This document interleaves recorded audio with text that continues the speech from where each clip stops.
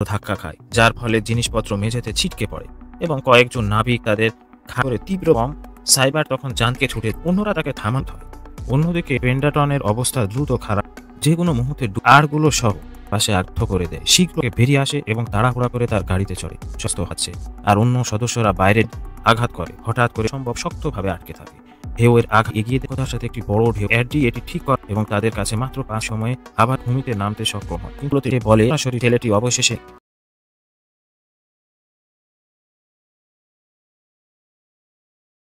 চলচ্চিত্রটি একটি সত্য ঘটনার উপর ভিত্তি করে নির্মিত, যার শুরু নভেম্বর 1951 সালে। এখানে আমরা দুজন পুরুষকে দেখতে পাই, বার্নি এবং গ্যাস, যারা এক ডেটের জন্য দুজন মহিলার সাথে দেখা করতে এসেছে।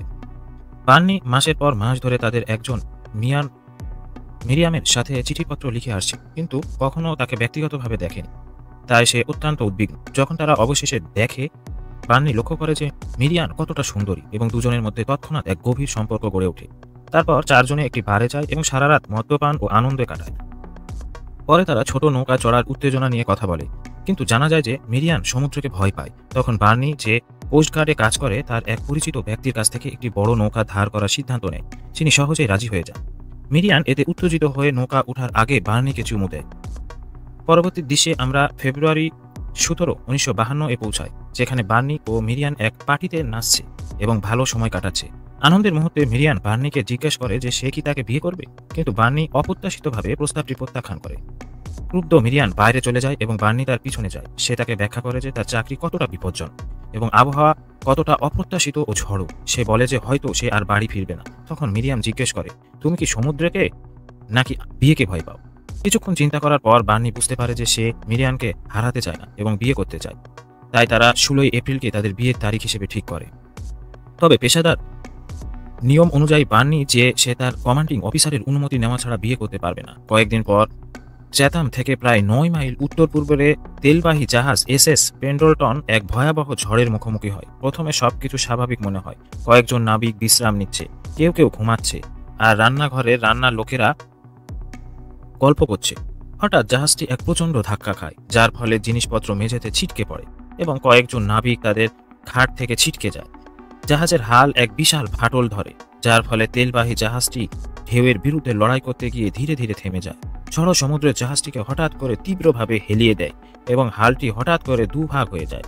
কোস্টগার্ড স্টেশনে বার্নি ও তার সহকর্মীরা অন্য এক জাহাজ ফোর্ট মার্শালের বিষয়ে রেডিও রিপোর্ট স্টেশন নিয়ে শুনছে, যেটিও ক্ষতিগ্রস্ত হয়েছে। তারা জানতে পারে যে বোস্টন ও ন্যানট্যাকের থেকে উদ্ধার দল ইতিমধ্যে রওনা দিয়েছে এবং গুজব ছড়াচ্ছে যে বার্নির কাজের স্টেশন চ্যাথাম পরবর্তী হিসেবে ডাকা হবে। বাইরে ঝড় প্রবল বেগে চলছে, যার বাতাসের গতি 80 থেকে 100 কিলোমিটার ঘন্টা। এদিকে বার্নি তার কমান্ডার ক্লার্কের কাছে যায় বিয়ের অনুমতি চাইতে। ক্লার্ক তাকে উড়িয়ে দেয় এবং সঙ্গে সঙ্গে ক্রুদের সমবেত হতে আদেশ দেয়, যাতে তারা ঘাটে গিয়ে উদ্ধার অভিযানের জন্য একটি মাছ ধরার নৌকা সুরক্ষিত করতে পারে। পেন্ডলটন জাহাজের বেঁচে থাকা নাবিকরা নিরাপত্তার জন্য প্রার্থনা করছে। ঝড়ো সমুদ্রের বুকে ভাসমান ভাঙ্গা জাহাজের অর্ধেক অংশে আটকে আছে। একদল নাবিক প্রচণ্ড ঢেউ আর অন্ধকার রাত তাদের ঘিরে রেখেছে। মৃত্যু হয়নি। ব্রাউন নামের এক নাবিক আতঙ্কিত হয়ে তৎক্ষণাৎ লাইফ বোট নামানোর দাবি জানায়, কিন্তু ক্যাপ্টেন দৃঢ় কণ্ঠে তা প্রত্যাখ্যান করেন। তিনি বলেন, এত ছোট নৌকা এই ভয়ঙ্কর ঝড়ে টিকতে পারবে না, বরং সবাইকে আরও বড় বিপদের মুখে ফেলবে। পরিস্থিতি আরও জটিল হয়ে ওঠে যখন তাদের SOS সিগন্যাল এবং রেডিও যন্ত্র ক্ষতিগ্রস্ত হয়ে যায়। বাইরে পৃথিবীর সঙ্গে যোগাযোগ বিচ্ছিন্ন হয়ে তারা যেন সম্পূর্ণ একা হয়ে পড়েছে। এই সময় ক্যাপ্টেন অভিজ্ঞ নাবিক সাইবার্টের দিকে তাকায় এবং তার মতামত চান। সাইবার্ট শান্তভাবে ব্যাখ্যা করে যে লাইফবোট ব্যবহার করা অসম্ভব। এটি মাত্র 9 জন মানুষ বহন করতে সক্ষম, আর এমন উত্তাল সমুদ্রে মুহূর্তেই উল্টে যাবে। তবে তিনি আশা জাগান যে ভাঙ্গা জাহাজটি অন্তত আরও 4 থেকে 5 ঘন্টা ভেসে থাকতে পারবে। সেই সময় কাজে লাগিয়ে তিনি এক সাহসী পরিকল্পনার প্রস্তাব করেন। ইস্পাতের একটি বার ও কয়েকটি রশি ব্যবহার করে তারা নিজেরাই জাহাজের রুডার নিয়ন্ত্রণ করবে এবং পেন্ডাটনকে ধীরে ধীরে কাছাকাছি প্রবাল প্রাচীরের দিকে নিয়ে যাবে, যেখানে পৌঁছে জাহাজটিকে বালিতে আটকে দিয়ে হুইসেল বাজিয়ে সাহায্যের সংকেত পাঠানো সম্ভব হবে। পুরা এই পরিকল্পনা সম্মত হয়, যদিও ব্রাউন তর্ক বিতর্ক শুরু করে। উত্তেজনা চরমে পৌঁছায়, আর সেই মুহূর্তে হঠাৎ করে দীর্ঘ সময় নীরব থাকা রেডিও যন্ত্রটি জীবন্ত হয়ে ওঠে, যেন অন্ধকারের মাঝে এক আশার আলো জ্বলে ওঠে এবং জানা যায় যে অন্য এক জাহাজ ফোর্ট মার্শালও ভেঙে গেছে এবং উদ্ধার দল সেখানে যাচ্ছে। পুরা ভয়ে বুঝতে পারে যে পেন্টলনকে অপেক্ষা করতে হবে এবং সম্ভবত তাদের উদ্ধার হবে না। এদিকে বার্নি মিরিয়ানকে ফোন করে। মিরিয়ান জানতে চায় যে সে কি ক্লাফের কাছে অনুমতি চেয়েছে। বার্নি বলে যে সে এখনো সুযোগ পায়নি এবং হঠাৎ ফোন রেখে দেয়। পরে জানা যায় যে ক্লার্ক ঘোষণা করেছে যে তাদের সিজি 36500 নৌকায় চড়ে অন্ডোল হারবার থেকে ন্যানাটাকে 30 কিলোমিটার পূর্বে ফোর্ট মার্শাল উদ্ধারে যেতে হবে। প্রায় সবাই অস্বীকার করে, কারণ এটি এক মৃত্যু ফাঁদ। এমন ঝড়ে তারা নিশ্চিতভাবে মারা যাবে। তারা স্টেক হারবার থেকে সিজি 36383 নৌকা নেওয়ার পরামর্শ দেয়, যা একটু ধীরগতি হলেও নিরাপদ। ক্লার্ক তখন বর্নিকে 2 সদস্য নিয়ে ঘাটে যেতে এবং পরিস্থিতি পর্যবেক্ষণ করতে বলে। বার্নির অন্য কোনো উপায় নেই, সে রাজি হয় এবং 2 সহকর্মী নিয়ে বেরিয়ে পড়ে। এদিকে পেন্ডলন সাইবার্ট ও তার সঙ্গী ম্যানুয়াল স্টিরারিং পুনরায় স্থাপন করতে সংগ্রাম করছে, কারণ লোকসংখ্যা কম। সাইবার্ট তখন জানতে পারে যে ব্রাউন ডেকে কয়েকজন নাবিককে জড়ো করেছে এবং লাইফ বোট করে চলে যাওয়ার প্রস্তুতি নিচ্ছে। এতে সাইবার্ট রাগ হয়ে যায়। সে একটি কুড়োল নিয়ে ডেকে ছুটে যায়। ক্রুদের চিৎকারের মাঝে সাইবার্ট লাইফ বোটটি রশি কুড়োল দিয়ে কেটে ফেলে। লাইফ বোটটি জলে পড়ে যায় এবং ক্রু ব্রাউন সাইবারকে আক্রমণ করতে ছুটে আসে। অন্যরা তাকে থামানোর চেষ্টা করে, কিন্তু ক্রুরা দেখে যে লাইফ বোটটি ঝড়ো ঢেউয়ে কয়েক সেকেন্ডের মধ্যেই ভেঙে যাচ্ছে এবং বুঝতে পারে যে সাইবার্ট ঠিক ছিল। পরিস্থিতি শান্ত হলে সাইবার্ট ক্রুদের বলে যে লাইফ বোটটি সমুদ্রের জন্য খুব ছোট আর জাহাজটি রাতের মধ্যেই ডুবে যাবে। সে ব্যাখ্যা করে যে কাছাকাছি দ্বীপে পৌঁছাতে হলে রুডার বার নিয়ন্ত্রণের জন্য 4 জন, পাম্প ও হর্নের জন্য আরও 4 জন লাগবে। ক্রুরা অবশেষে সাইবার্টের নির্দেশ মেনে চলে, যা তখনকার সবচেয়ে নির্ভরযোগ্য পদক্ষেপ ছিল। অন্যদিকে বার্নি ও তার সহকর্মীরা ভারী তুষার ঝড়ের মধ্যে ফোর্টে পৌঁছায়। ঘাটে এক ব্যক্তি যিনি সমুদ্র থেকে ফিরছেন তাদের জানায় যে তিনি এক জাহাজের হর্ন শুনেছেন এবং দূর থেকে দেখছেন যে একটি জাহাজ বিপদে আছে। বার্নি তার সহকর্মীদের নিয়ে চ্যাথাম স্টেশনে ফিরে যায় এবং আবিষ্কার করে যে ভাঙ্গা জাহাজটি পেন্ডরটন, যা তাদের স্টেশন থেকে প্রায় 8 কিলোমিটার দূরে। এদিকে 2টি জাহাজ ভাঙ্গা একটি অভূতপূর্ব এবং ক্রুরা এক ভয়াবহ পরিস্থিতির মুখোমুখি হয়। এদিকে বোস্টন ও ন্যান্টাকের স্টেশন ফোর্ট মার্শাল উদ্ধারে সব উপলব্ধ নৌকা পাঠিয়েছে। পরিস্থিতি গুরুতর বুঝে ক্লার্ক বার্নিকে একটি ক্রু গঠন করে সিজি 36500 এর চড়ার আদেশ দেয়। বার্নি রাজি হয়। ক্রুরা তাকে জিজ্ঞেস করে যে সে কিভাবে এত শান্ত থাকতে পারছে, বিশেষ করে যখন কয়েকজন সদস্য আগে উদ্ধারে কোনো মতে বেঁচে ফিরেছিল। বার্নি তাদের আশ্বাস দেয় সে যে এই জলরাশি ভালো করে চেনে এবং ফলাফল যাই হোক না কেন সে যথাযথ চেষ্টা করবে। দল গঠনের সময় গ্যাস যেতে চায়, কিন্তু সে অসুস্থ বলে যেতে পারে না। তখন রিসার্চ, অ্যান্ডি ও আরভিন নামে 3 কোস্টগার্ড বার্নির সাথে যেতে স্বেচ্ছায় এগিয়ে আসে। তারা একসাথে উদ্ধার অভিযানের জন্য প্রস্তুত হয়। অন্যদিকে মিরিয়ান অনুভব করে যে কিছু ভুল হচ্ছে এবং স্টেশনে ফোন করে বার্নির সাথে কথা বলতে চায়। বার্নি ফোনটি শোনে কিন্তু উত্তর দেওয়ার সময় পায় না এবং উদ্ধার অভিযানে ছুটে যায়। এদিকে পেন্ডাটনের অবস্থা দ্রুত খারাপ হয়ে যায়। বিশাল ঢেউগুলো জাহাজে আঘাত করে, যার ফলে জাহাজটি প্রায় 90 ডিগ্রি কোণে হেলে যায় এবং জল কক্ষগুলোতে ঢুকে পড়ে। যে কোনো মুহূর্তে ডুবে যাওয়ার সম্ভাবনা থাকে। অন্যদিকে মেরিয়ান চ্যাপার স্টেশনে পৌঁছায়, বার্নির কর্মীদের সাথে দেখা করে এবং জেনে ক্ষুব্ধ হয় যে বার্নি এত বিপজ্জনক অভিযানে চলে গেছে। পেন্ডাটনের নাবিকরা ভারী বারগুলো আঘাত থেকে বাঁচতে সুশৃঙ্খল শক্তভাবে ধরে রাখে, কিন্তু এক বিশাল ঢেউ জাহাজে আঘাত করে, যার ফলে জল ঢুকে পড়ে এবং যা কিছু শিথিল ছিল তা ভেসে যায়। আরগুলো সহ একটি লোহার বার জাহাজের পাশে আঘাত করে এবং একটি বড় গর্ত করে দেয়। শীঘ্রই সাইবার জাহাজ নিয়ন্ত্রণ করতে সংগ্রাম করে, যার ফলে তারা হতাশার মধ্যে পড়ে। এদিকে মিরিয়াম জানতে পারে যে বার্নি একটি বড় বালির চর পার হতে যাচ্ছে, যা তার উদ্বেগ আরও বাড়িয়ে দেয়। সে ক্লার্কের অফিসে ঢুকে পড়ে। অন্যরা তাকে থামানোর চেষ্টা করল। ক্লার্ক বুঝতে পারে যে সেই মেয়ে যার কথা বার্নি আগে বলেছিল। সে মিরিয়ামকে বলে যে তাদের বিয়ের পরিকল্পনা তার কোনো ব্যাপার নয় এবং অনুমতি চাওয়া মাত্রই এটি আনুষ্ঠানিকতা। কিন্তু মিরিয়াম তর্ক করতে শুরু করে, জানতে চায় যে ক্লার্ক বার্নিকে এত ঝুঁকিপূর্ণ অভিযানে পাঠালে যখন নিজেই সে জলরাশি সম্পর্কে কিছুই জানে না। সে জোর দিয়ে বলে যে ক্লার্ক অবশ্যই বার্নি ও ক্রুদের অবিলম্বে ফিরিয়ে আনবে, কিন্তু ক্লার্ক ক্রমশ বিরক্ত হয়ে ওঠে এবং মিরিয়ামকে অফিস থেকে বের করে দেয়। পরে ক্ষুব্ধ মিরিয়াম স্টেশন থেকে বেরিয়ে আসে এবং তাড়াহুড়া করে তার গাড়িতে চড়ে। যখন সে গাড়ি ছুটিয়ে দেয় তখন বরফ জমা রাস্তায় গাড়িটি পিছলে যায় এবং সে দুর্ঘটনাস্থ হয়, ফলে সে আটকা পড়ে। অন্যদিকে বার্নি এবং তার দল একটি ছোট নৌকায় শক্তিশালী বাতাসে পূর্ণ প্রভাব অনুভব করে। বার্নি ক্যাপ্টেন হিসেবে নৌকা চালাচ্ছে আর অন্য সদস্যরা বাইরের ডেকে সবচেয়ে সামনের দিকে বসে বড় ঢেউয়ের জন্য প্রহর দিচ্ছে। ইরভিন টেনশন কমানোর জন্য একটি গান গাইতে শুরু করে এবং তার দলের অন্য সদস্যরাও তার সাথে যোগ দেয়, কিন্তু তারা যেন বুঝতেই পারে না সমুদ্রের ক্রোধ আঘাত করে। হঠাৎ করে বিশাল ঢেউগুলো প্রচণ্ড জোরে তাদের ছোট নৌকায় আঘাত করে, যার ফলে তারা আতঙ্কিত হয়ে পড়ে।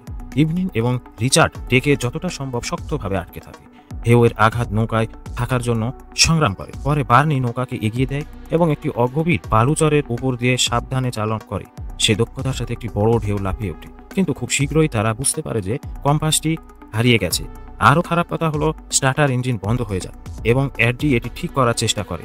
হঠাৎ করে আরেকটি বিশাল ঢেউ সামনে উঠে আসে এবং তাদের কাছে মাত্র 5 সেকেন্ড সময় আছে। 10 মিটার উঁচু ঢেউটি নৌকাটিকে উল্টে দিতে পারে। সৌভাগ্যক্রমে ইঞ্জিনটি ঠিক সময়ে আবার চালু হয়ে যায় এবং বার্নি দক্ষতার সাথে ছোট নৌকাটিকে উঁচু ঢেউগুলোর মধ্য দিয়ে চালিয়ে বিপজ্জনক বালুচর পার হয়ে যায়। পেন্টাটনের রাত নামে, পাম্পগুলো একটি কাজ করা বন্ধ করে দেয়। সাইবার দৌড়ে প্যানেল চেক করতে যায় এবং ক্রুদের বলে যে জল ঢুকতে বাধা দিতে বাকি সব পাম্প ব্যবহার করতে হবে। তারা সুইচটি ঠিক করতে যায় যাতে সম্পূর্ণ ব্যবহারের পাম্পগুলো বন্ধ না হয়।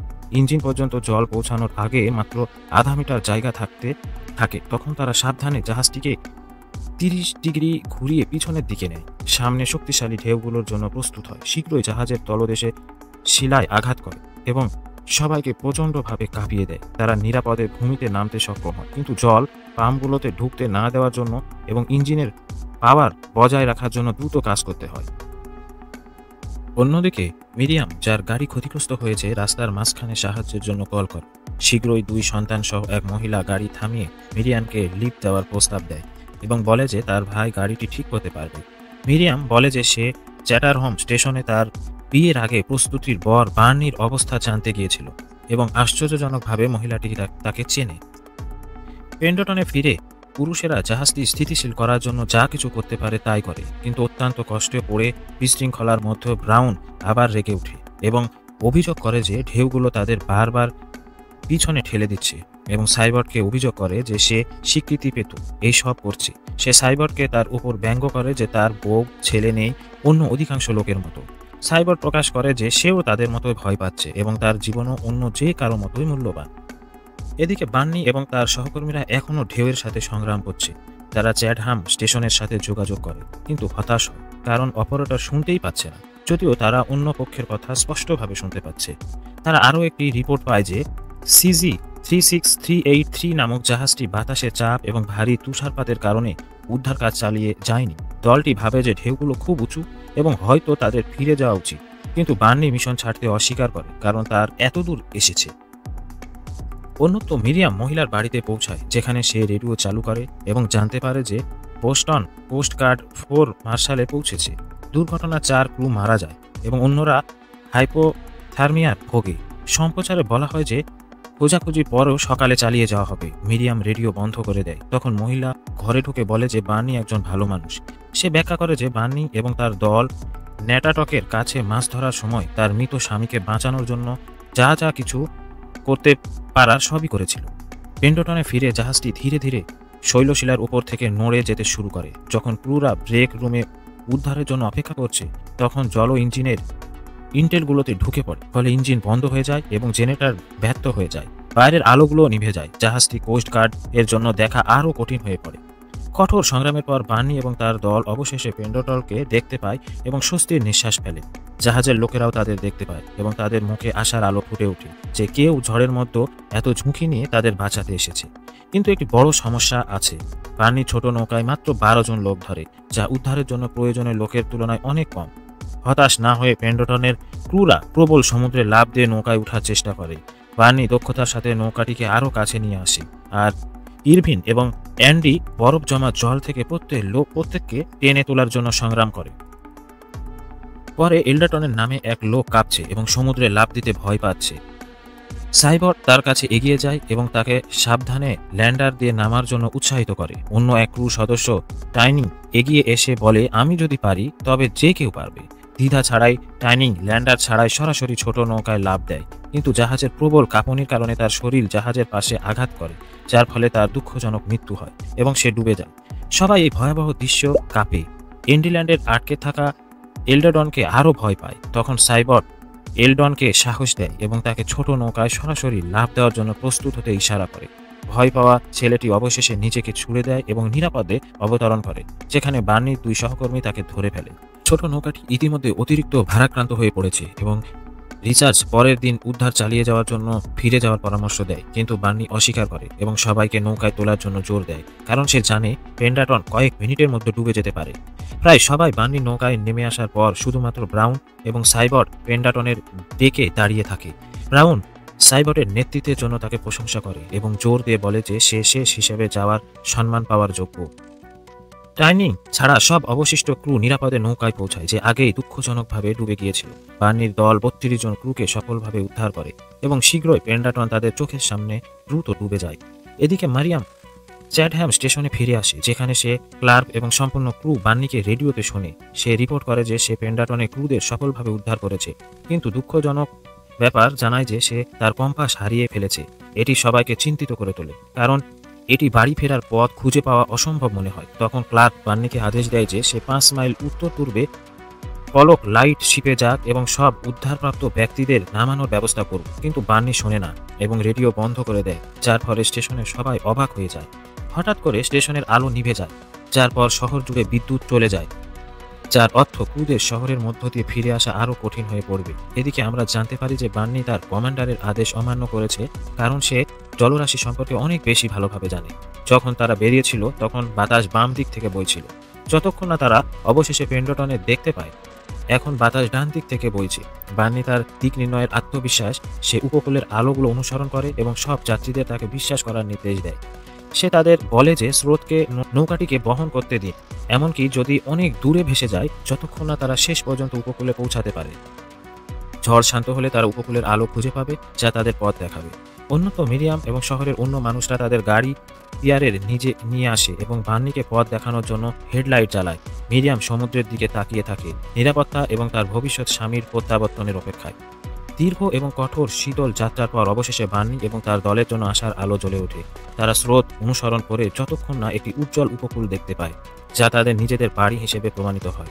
অবশেষে ছোট জাহাজ CG-36500 নিরাপদে পিয়ারে পৌঁছায় এবং সবাই ক্যাপ্টেন বার্নির সাফল্য উল্লাস করে। যাত্রীরা স্বস্তির সাথে নৌকা থেকে নামে, কিন্তু বার্নি নৌকায় থাকে, সম্পূর্ণ ক্লান্ত দেখায়। মিরিয়াম তাকে আনন্দে জড়িয়ে ধরে এবং এই মিলিত দম্পতি তাদের আসন্ন বিয়ে নিয়ে আলোচনা করতে করতে নৌকা থেকে নামে। মিরিয়াম বলে যে সে ক্লাফের কাছে অনুমতি চেয়েছিল, আর বার্নি হেসে বলে যে এটি শুধু একটি আনুষ্ঠানিকতা ছিল।